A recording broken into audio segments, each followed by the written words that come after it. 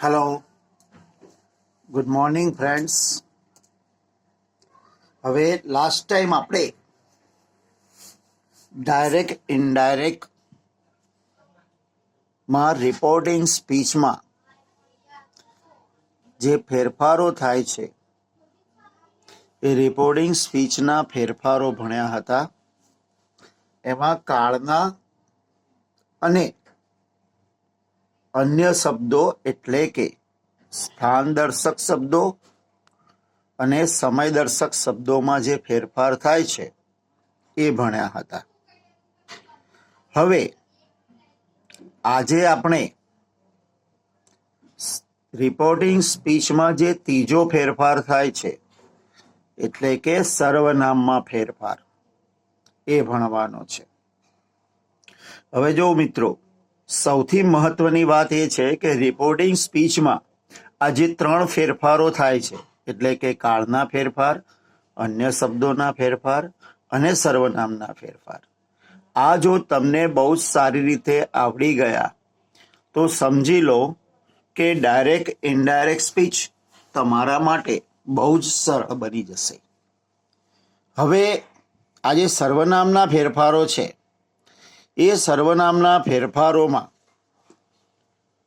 સૌથી પહેલા સમજવાનું એ છે કે કયા પુરુષનું સર્વનામ છે અને કેવી રીતે આપેલું છે. તો આપણે શરૂ કરીએ છીએ સર્વનામમાં ફેરફાર. તો મિત્રો, રિપોર્ટિંગ સ્પીચમાં જે સર્વનામના ફેરફાર છે એ આ મુજબ છે. સૌથી પહેલી વાત કરીએ આપણે પહેલા નિયમની. તો જો વાક્યમાં પ્રથમ પુરુષનું સર્વનામ હોય, પ્રથમ પુરુષ એટલે કોણ? આપણે પોતે. એટલે કે આઈ, માય, મી એક વચનમાં અને બહુવચનમાં વી, અવર કે અસ. એટલે કે હું, મારું કે મને અથવા અમે, અમારું કે અમને હોય તો હંમેશા બોલનાર જે પુરુષનો હોય તે મુજબ ફેરફાર થાય છે. આને કઈ રીતે સમજાય મિત્રો? કે દાખલા તરીકે સમજો કે કોઈ પણ સંવાદ બોલતી વખતે હું શબ્દ કોના માટે વપરાય? તો કે જે બોલ્યો હોય એના માટે. કેમ કે એનું કારણ છે બોલનાર પોતાની જાતને હું કહેવાનો છે. એટલે આપણા માટે એ બોલનાર કોણ હતો એના મુજબ આપણે ફેરફાર કરવાના છે. થોડાક એક્ઝામ્પલ આપીને તમને સમજાવી દઉં. અહીંયા ધ્યાનથી જુઓ. જો આઈ સેડ ટુ હિમ, તો આપણા રૂલ્સ મુજબ આઈ ટોલ્ડ હિમ ધેટ. જો આ સર્વનામનો ફેરફાર, રિપોર્ટિંગ વર્બમાં ફેરફાર કરી નાખ્યો. સાંભળનાર હાજર છે એટલે સેડ ટુ નું કર્યું ટોલ્ડ. હિમ સંયોજક મૂક્યું ધેટ. હવે જો આઈ એટલે કોણ? તો કે બોલનાર. પણ અહીંયા બોલનાર તો આઈ જ છે એટલે આપણે આઈનું આઈ જ મૂકીશું, કેમ કે બોલનાર મુજબ ફેરફાર થયો. એમનું શું થાય? તો કે કાળનો ફેરફાર યાદ કરો. ઇઝ એમ આર હોય તો વોઝ કે વેર. તો કે આઈ વોઝ વેરી બિઝી. ખ્યાલ આવી ગયો? આઈ છે, બોલનાર છે આઈ, તો એના એ જ રહેશે. એમનું થઈ ગયું વોઝ વેરી બિઝી. અહીંયા જુઓ, you told me that. Sad to નું થઈ ગયું ટોલ્ડ, સંયોજક મૂક્યું that. I can speak English. હવે અહીંયા આઈ કોના મુજબ થશે? યુ મુજબ. એટલે આઈની જગ્યાએ આવી જશે યુ. કેનનું થઈ જશે કુડ સ્પીક ઇંગ્લિશ. જો આનું ગુજરાતી કરીને સમજો તમને ખ્યાલ આવશે. જો તમે મને કહ્યું હું અંગ્રેજી બોલી શકું છું, તો મીન્સ તમે કહ્યું. હવે હું જ્યારે વાત કરતો તો હું એમ કહું કે તમે મને કહ્યું હતું કે તમે ઇંગ્લિશ બોલી શકો છો. ધેટ મીન્સ તમે. તો તમે માટે અહીંયા શું થઈ ગયું? યુ થઈ ગયું. એટલે આઈ નું થઈ જશે યુ. Rohan said that. હવે જો મિત્રો મેં અહીંયા ટોલ્ડ નથી લખ્યું કારણ કે અહીંયા સાંભળનાર નથી, એટલે સેડનું સેડ જ રાખ્યું. Rohan said that. આઈ એટલે કોણ? તો કે આઈનો મતલબ રોહને પોતાના માટે આઈ કહ્યું હતું, એટલે આપણા માટે તો રોહન થર્ડ પર્સન છે, તો રોહન છોકરો છે એટલે આવશે હી. વિલનું વુડ બાય અ કાર. એટલે કે રોહને કહ્યું હું કાર ખરીદીશ. આપણે શું કહીશું કે રોહને કહ્યું તે કાર ખરીદશે. તે એટલે હી. The boys said that. છોકરાઓએ કહ્યું we have finished our work. હવે છોકરાઓએ કહ્યું કે તેઓએ તેમનું કામ પૂરું કરી નાખ્યું હતું. તો વી એટલે કોણ? બોયઝ. હવે બોયઝ એ આપણા માટે ત્રીજો પુરુષ બહુવચન, એટલે શું આવશે? they had finished our. હવે જો વીનું થયું અવર સંબંધ, વીનું સંબંધક રૂપ અવર છે, તો ધેનું સંબંધક રૂપ શું થાય? Their work. નેક્સ્ટ,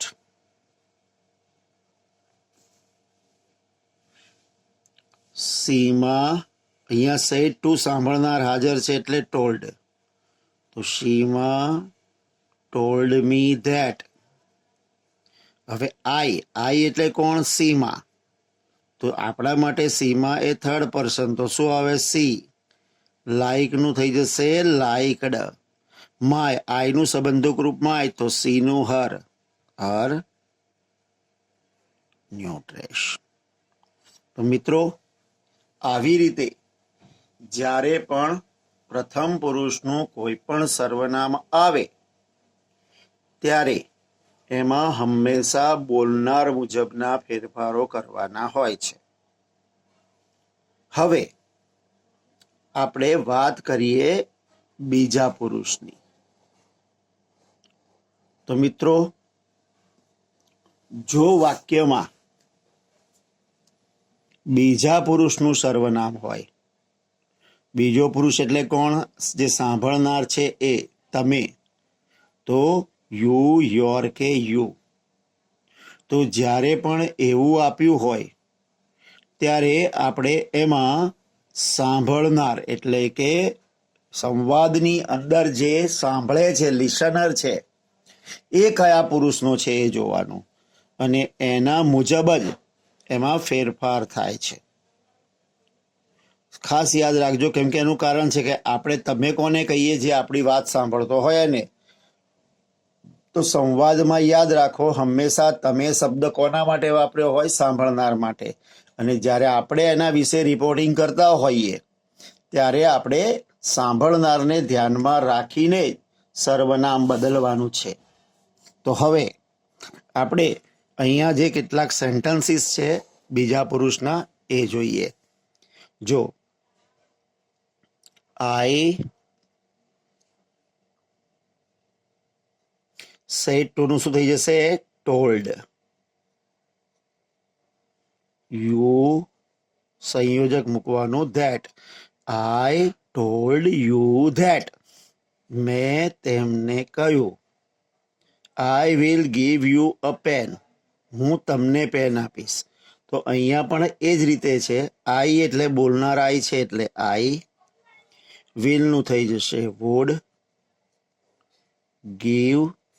હવે અહીંયા યુ સાંભળનાર છે તો સાંભળનાર પણ યુ જ છે, તો એના એ જ રહેશે યુ અ પેન. બીજું હી સેડ ટુ નું આવશે told you that. You are very busy. You એટલે સાંભળનાર, તો સાંભળનાર અહીંયા યુ જ છે એટલે યુ. આર નું વોસ કે વેર, તો શું થાય? વેર. ક્લેવર. હવે અહીંયા જો રિયા told me that. રિયાએ મને કહ્યું કે.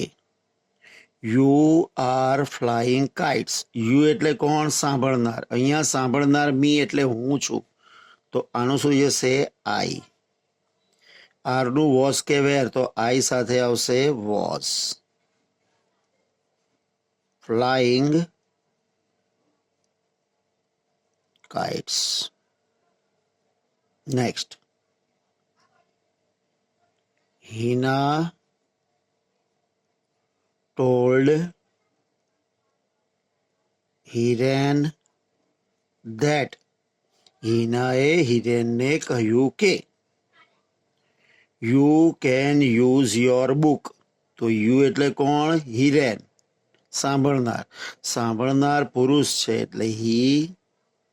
કેન નું કુડ યુઝ યોર, તો યુ નું અહીંયા થયું યોર, તો હી નું સંબંધક રૂપ his book. Next. You said to Meera. તો યુ ટોલ્ડ મીરા ધેટ. સમજી લો, અહીંયા સેડ ટુ નું કર્યું ટોલ્ડ, સંયોજક that. You haven't return my book. હવે અહીંયા જો યુ એટલે કોણ? મીરા. મીરાએ ચોપડી નથી પાછી આપી, તો મીરા એટલે સી. હેવન્ટ નું થઈ જાય હેડન્ટ. હેડન્ટ રિટર્ન્ડ. અહીંયા ઈડી છે, સોરી ભૂલ થઈ ગઈ હતી. અહીંયા રિટર્નેટ એટલે મીન્સ ભૂતકાળ છે, તેનું ભૂતકૃદન છે, તો અહીંયા પણ ભૂતકૃદન. She hadn't return. હવે માય બુક એટલે કોની? બોલનારની ચોપડી. બોલનાર યુ છે, તો યુ એટલે તમે, તો તમારી ચોપડી, તો શું આવશે? Your book. Next. We said to you. તો વી નું શું થશે? વીચ. સેડ ટુ નું ટોલ્ડ. યુ નું યુ. સંયોજક ધેટ. હવે અહીંયા શું લખ્યું છે? You can. યુ એટલે કોણ? સાંભળનાર. તો સાંભળનાર યુ જ છે એટલે યુ. કેન નું શું થશે? કુડ. તો યુ કુડ ટેક. અહીંયા યુ નું યુ જ રહ્યું હતું, તો યોર નું પણ યોર જ રહેશે. Your bat. Next. The teacher said to the pupils. તો ધ ટીચર સેડ ટુ નું શું થશે? Told pupils that. હવે આઈ એટલે ટીચર, તો ટીચર માટે તમે હી કે સી વાપરી શકો. હી. વિલ નું વુડ નોટ ગીવ યુ. હવે અહીંયા યુ એટલે કોણ? વિદ્યાર્થીઓ, ત્રીજો પુરુષ બહુવચન, તો ધે, ધેર ને ધેમ. હવે યુ કર્મ સ્વરૂપે છે એટલે આનું કર્મરૂપ આવશે ધેમ.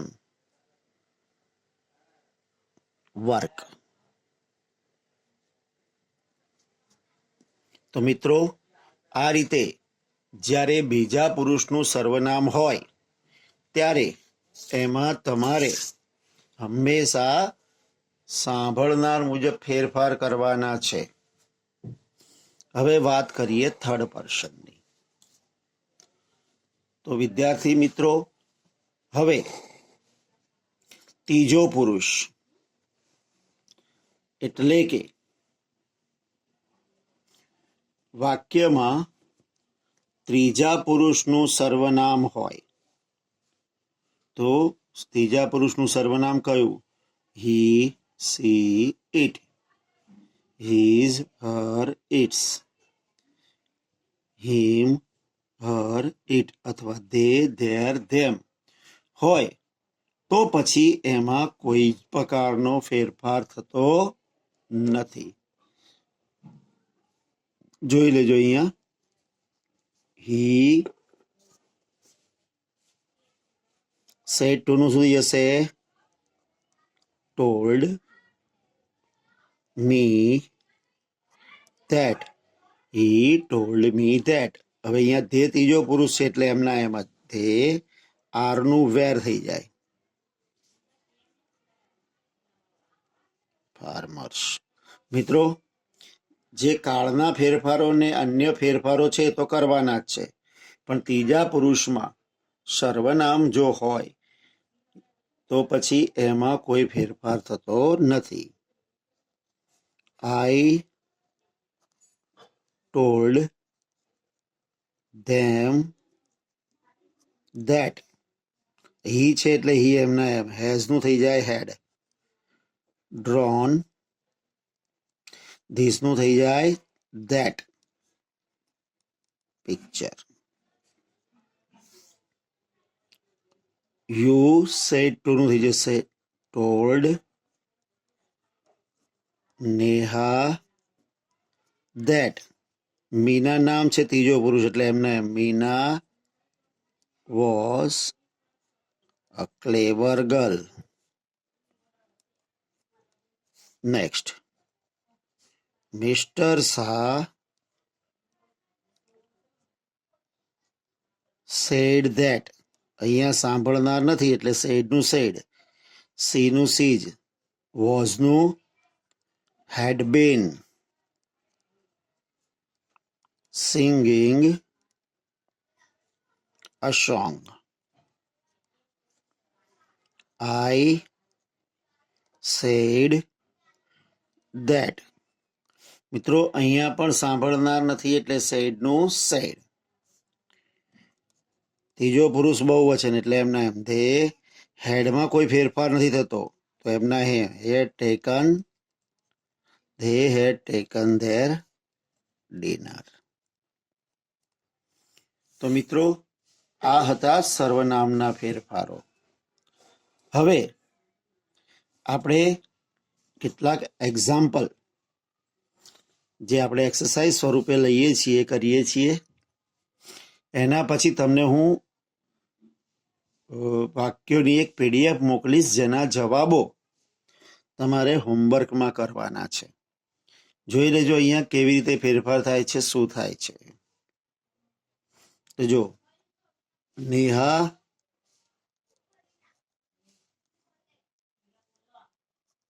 says that. આઈ એટલે કોણ? નેહા. તો સી ઇઝ. હવે જો મેં અહીંયા એમનું વોઝ કે વેર નથી કર્યું, કારણ અહીંયા સેઝ છે એટલે વર્તમાન કાળ હોય ત્યારે કાળ બદલાતો નથી. She is happy in. I નું માય તો સી નું her, village. Next, the shopkeeper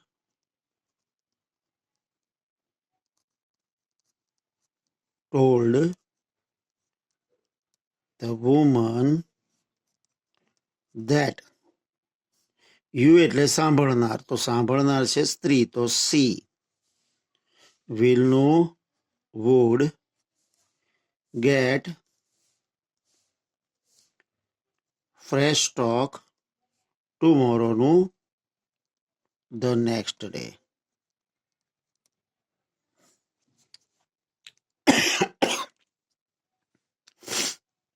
next,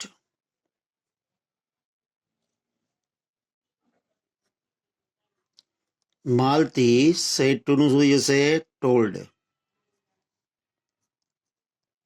the teacher that. Malati told the teacher that. Someone નું સમવન થર્ડ પર્સન કહેવાય એટલે સમવન. સ્ટોલ ભૂતકાળ છે, સ્ટીલનું ભૂતકાળ શું છે? સ્ટોલ. તો જ્યારે ભૂતકાળનું રૂપ આવે ત્યારે હેડ વત્તા ભૂતકૃદંત, હેડ સ્ટોલન માં એટલે કોની બુક? માલતીની. તો હર બુક. યસ્ટરડે નું ધ પ્રીવિયસ ડે.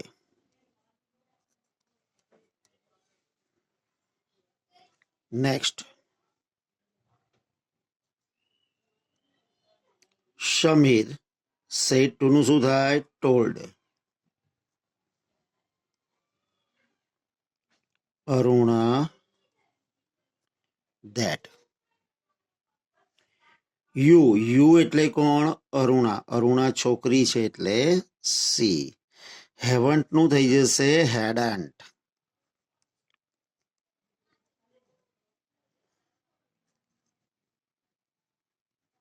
દ્વારકા નાવ નું થઈ જશે ધેન. નેક્સ્ટ,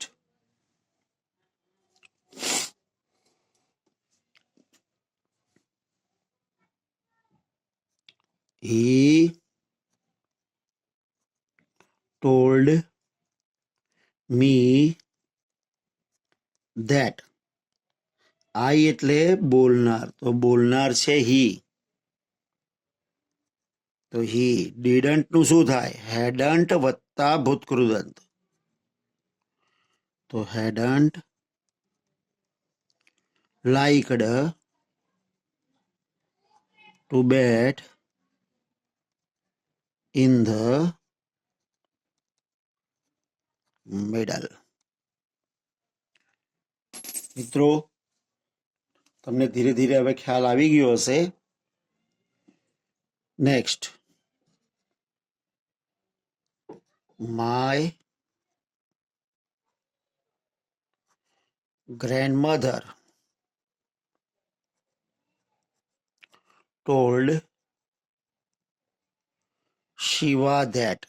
હવે અહીંયા ધ્યાન રાખજો, તમને એમ થશે કે આમાં સાંભળનાર નથી, પણ એકચ્યુઅલી તમે કથનમાં જુઓ કે માય ગ્રાન્ડ મધર સેડ પછી છે ને અવતરણ ચિહ્નોમાં શિવા કરીને અલ્પવિરામ કર્યું છે, તો એ સંબોધન છે કે Shiva I will ask your father, એટલે કે હું તારા પિતાને કહીશ. તો વાત કોની જોડે કરતા હતા? ગ્રાન્ડ મધર શિવા જોડે. તો ધેટ મીન્સ સાંભળનાર હાજર છે, અને એટલે જ આપણે અહીંયા સાંભળનારની જગ્યાએ શિવા લખ્યું અને અહીંયા સેડનું કરી નાખ્યું ટોલ્ડ. તો my grandmother told Shiva that. I એટલે કોણ? Grandmother. સી. વિલનું would. ask. Your father. Your father એટલે શિવાના પિતા. તો શિવા દાખલા તરીકે છોકરો છે તો his father. To punish you. To punish you એટલે સાંભળનાર. સાંભળનાર શિવા છે, તો હવે અહીંયા યુ ક્રિયાપદ પછી છે એટલે કર્મ, તો શિવા એટલે હીનું કર્મરૂપ આવે હિમ. ઇફ યુ એટલે બોલનાર, તો યુ એટલે સાંભળનાર. સાંભળનાર શિવા છે, છોકરો છે, અને અહીંયા કર્તાની જગ્યાએ છે એટલે હી.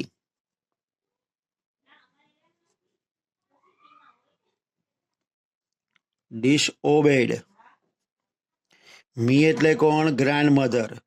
ગ્રાન્ડ મધર સી છે તો એનું કર્મરૂપ આવશે હી, કેમ કે ક્રિયાપદ પછી છે એટલે એની કર્મ વિભક્તિ મુકાશે. તો મિત્રો, આવી રીતે તમારે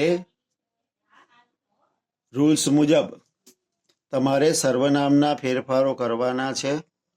હું તમને આજે જે પીડીએફ મોકલાવું છું એ પીડીએફમાં એક્સરસાઇઝ છે જ. તમારે એ એક્સરસાઇઝ એના વાક્યો બનાવીને સબમિટ કરી દેવાની છે. જો એ તમને સારી રીતે ફાવી ગયું તો સમજી લેવાનું કે હવે આગળ તમને ડાયરેક્ટ ઇનડાયરેક્ટમાં કોઈ તકલીફ પડશે નહીં. અને આના પછી પ્રશ્નાર્થ વાક્યો શરૂ થશે. તો મિત્રો ફરી એકવાર જ્યારે કહી દઉં કે જ્યારે હોમવર્ક કરવા બેસો ત્યારે કાળના ફેરફાર, સર્વનામના ફેરફાર, અન્ય ફેરફાર આ બધું એકવાર તૈયાર કરીને બેસજો. જાતે કરવાનો પ્રયત્ન કરજો. શરૂમાં કદાચ મિસ્ટેક થાય તો ટેન્શન ના લેતા. જેમ જેમ પ્રેક્ટિસ કરશો તેમ ફાવી જશે. આપણે જ્યારે આ જ વસ્તુ રિપીટ કરીશું એટલે ફરી ફાવી જશે. પરંતુ સખત મહેનત કરી આ તમારે શીખવાનું જ છે. કારણ કે 9મામાં, 10મામાં, 11મામાં અને 12મામાં સળંગ બધા જ વર્ષોમાં ડાયરેક્ટ ઇનડાયરેક્ટ આ જ આવવાનું છે, કશું બદલાવાનું નથી. તો મિત્રો હવે હું રજા લઉં. Thank you very much. આવજો.